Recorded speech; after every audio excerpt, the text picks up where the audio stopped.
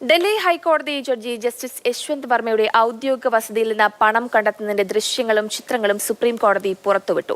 Delhi police commissioner Sanjay Arora ഹൈക്കോടതി chief justice DK ഉപാധ്യായയ്ക്ക് കൈമാറിയ ദൃശ്യങ്ങളും ചിത്രങ്ങളുമാണ് പുറത്തുവിട്ടത്. സംഭവത്തെക്കുറിച്ച് വിശദമായ അന്വേഷണം വേണമെന്ന് ഡൽഹി ഹൈക്കോടതി CF ജസ്റ്റിസ് DK ഉപാധ്യായ ആവശ്യപ്പെട്ടു. എന്നാൽ തനിക്കെതിരെ ഗൂഢാലോചന നടക്കുന്നു എന്നാണ് ജസ്റ്റിസ് യശ്വന്ത് വർമ്മയുടെ നിലപാട്.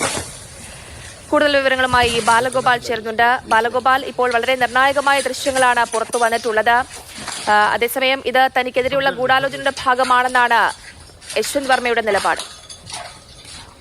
തീർച്ചയായും ജയലക്ഷ്മി, വളരെ നിർണായകമായ ദൃശ്യങ്ങളാണ് ഇപ്പോൾ സുപ്രീം കോടതി പുറത്തുവിട്ടിരിക്കുന്നത്. ഡൽഹി പോലീസ് കമ്മീഷണർ സഞ്ജയ് അറോറ ഇക്കഴിഞ്ഞ മാർച്ച് 15-ന് ഡൽഹി ഹൈക്കോടതി ചീഫ് ജസ്റ്റിസ് DK ഉപാധ്യായയ്ക്ക് കൈമാറിയ ഈ വീഡിയോ ദൃശ്യങ്ങളും അതുപോലെ തന്നെ ചിത്രങ്ങളുമാണ് സുപ്രീം കോടതി ഇന്നലെ രാത്രി ഔദ്യോഗികമായി പുറത്തുവിട്ടത്.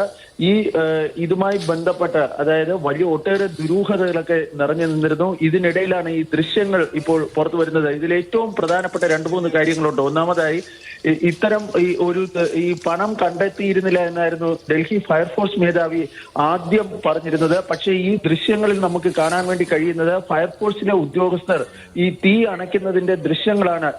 ചാക്കിൽ ഉണ്ടായിരുന്ന ഈ പണം കത്തിക്കരിയുന്നതിന്റെ അത് കത്തുന്നതിന് അണയ്ക്കുന്നത് ഡൽഹി ഫയർഫോഴ്സിലെ ഉദ്യോഗസ്ഥരാണ്. അങ്ങനെ ഇരിക്കെ എന്തുകൊണ്ടാണ് ഡൽഹി ഫയർഫോഴ്സ് മേധാവി ഇത്തരമൊരു നിലപാട് ആദ്യം അതൊരു വളരെ പ്രധാനപ്പെട്ട ചോദ്യം തന്നെയാണ്. അതേപോലെ തന്നെ ഇപ്പോൾ യശ്വന്ത് വർമ്മയ്ക്കെതിരെ ആഭ്യന്തര അന്വേഷണം കൂടി പ്രഖ്യാപിച്ചിട്ടുണ്ടല്ലോ.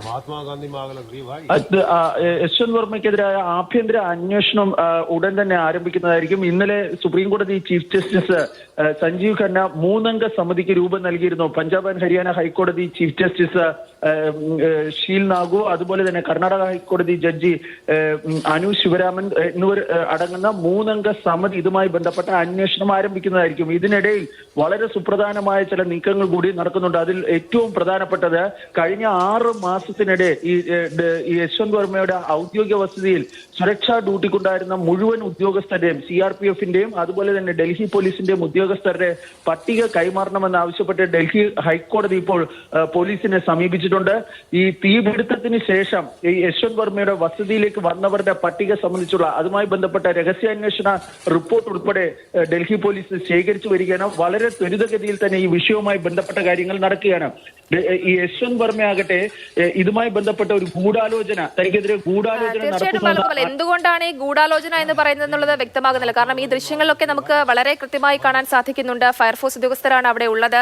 പിന്നീട് എന്തിന്റെ അടിസ്ഥാനത്തിലാണ് യശ്വന്ത് വർമ്മ ഇത്തരത്തിൽ തനിക്കെതിരെ ഗൂഢാലോചന നടക്കുന്നു എന്ന് പറയുന്നതാണ് വ്യക്തമാകാത്തത്.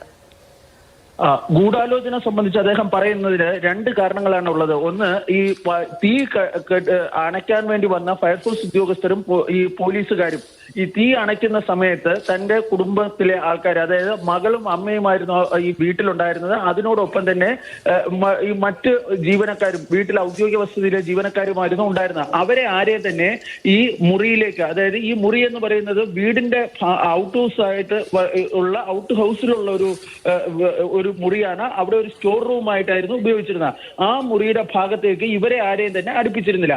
രണ്ടാമതായി അദ്ദേഹം പറയുന്നത്, ഈ തീ അണച്ചതിന് ശേഷം അദ്ദേഹത്തിന്റെ കുടുംബാംഗങ്ങളും അതുപോലെ തന്നെ ഉദ്യോഗസ്ഥരുമൊക്കെ ഈ പേഴ്സണൽ സ്റ്റാഫിലുള്ളവരൊക്കെ അവിടെ പോയെങ്കിലും അവരാരും തന്നെ ഈ പണം സംബന്ധിച്ചുള്ള ഒരു കാര്യവും കണ്ടിരുന്നില്ല.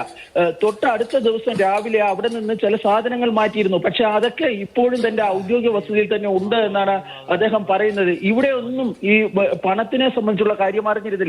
ഈ സംഭവം നടക്കുമ്പോൾ യശ്വന്ത് വർമ്മയും അദ്ദേഹത്തിന്റെ ഭാര്യയും ഭോപ്പാൽ സന്ദർശനത്തിലായിരുന്നു. അവർ തിരികെ എത്തുന്നതിന് മുമ്പ് ഇത്തരം ഒരു സംഭവത്തെ കുറിച്ച് തങ്ങൾക്ക് അറിയില്ലായിരുന്നു എന്നാണ് ഈ യശ്വന്ത് വർമ്മ പറയുന്നത്. ഡൽഹി ഹൈക്കോടതി